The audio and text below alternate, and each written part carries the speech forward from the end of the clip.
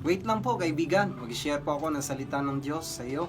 Ito po ay galing sa Proverbs chapter 12 verse 1. Sabi pa dito, those who love knowledge want to be told when they are wrong.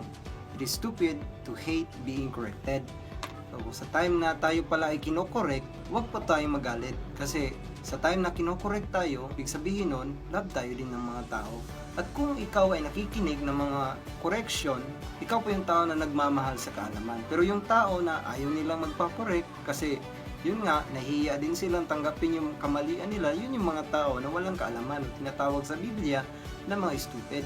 Kaya nga, kaibigan, ilagay natin sa puso't isipan natin na dapat magpakorek tayo. Kasi hindi naman talaga tayo perfecto. Lahat po tayo ng mga tao ay may mga kamalian din nagagawa sa araw-araw. Kaya nga, always po tayo na magbasa ng Biblia.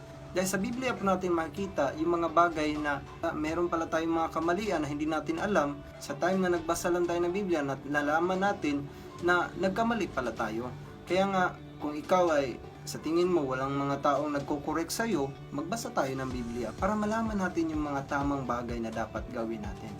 Kaya nga, salamat sa inyong pakikinig lagi at kung meron po kayong isa-suggest na verse, i-comment nyo lang po at para bigyan po natin ng panahon upang ma-share po yan. Salamat po and God bless!